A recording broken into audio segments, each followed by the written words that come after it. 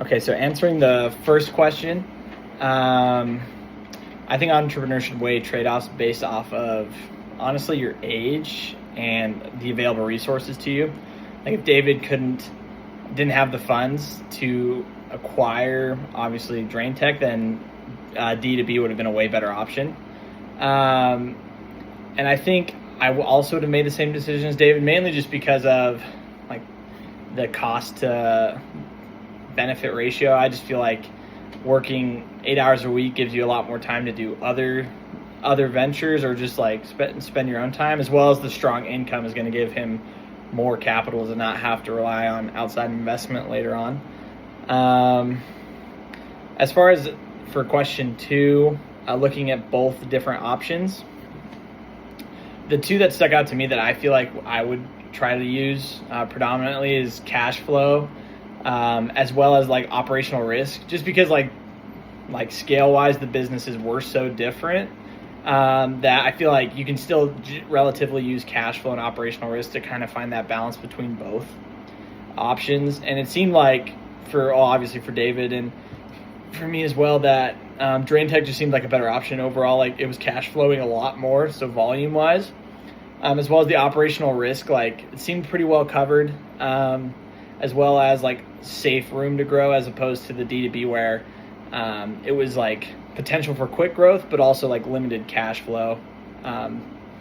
And let's see, question 3. Let's see. As far as like making the decision making mid-process is like opportunities show up, is I think you just have to keep the end in mind. Like overall, I think that's one of the more important things, because you don't want to accidentally follow like, something shiny and get messed up if a new opportunity comes during the one you've been working on steadily. But I think picking what's going to give you the goal that you want, like for David, it sounded like he really wanted to keep his lifestyle, like skiing, hiking, spending more time with his family. And so I think keeping that in mind really like puts into perspective, I think, while he could have still done D2B, he wouldn't have achieved the amount of free time in his life. And I think that's the main thing, is like whatever your goal is, whether it is like quick and dirty, like scaling to have a good exit, as opposed to like a more steady growth at Drain Tech. I think for David at that point in his life, he wanted more time. And so to reach that goal, he would have picked Drain Tech. And then as far as like how entrepreneurs can identify and leverage skills from previous roles, I kind of just said one thing I've noticed in my life is a lot of times I feel like we're blind to our own skills. Like we overlook it or just assume that's like a normal thing. So having like loved ones or people close to you, like friends or even like distant family or whatever, can really be a good way of helping you identify your skills. And I'm also a believer that no skill is necessarily useless. I think it all accumulates into one bigger like character of who you are and what you're able to do. And so I feel like having help identifying those skills and then understanding how those can apply. For example, like I like read pretty quick, I retain well, and I think that applies well to research. And what I do as my major is a history major, but also I can apply that to searching for a business or things like that.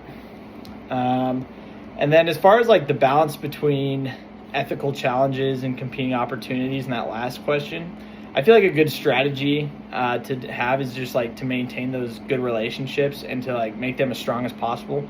Because I think the stronger the relationship is, the easier everything else gets. Even if you have a strong relationship with both sellers and you decide to go with the other seller, I think if your relationship's strong enough to kind of understand like what you're about, makes it a little bit easier to pivot. I mean, it still sucks for the seller that's not getting bought out, because obviously they want to sell the business. But I think having those good relationships is a good strategy to maintain ethics, as well as honor those commitments that you have made. And I think just making it clear from the beginning, like setting expectations, like I'm going for the best possible opportunity.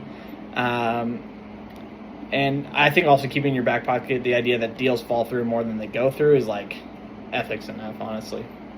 So, yeah.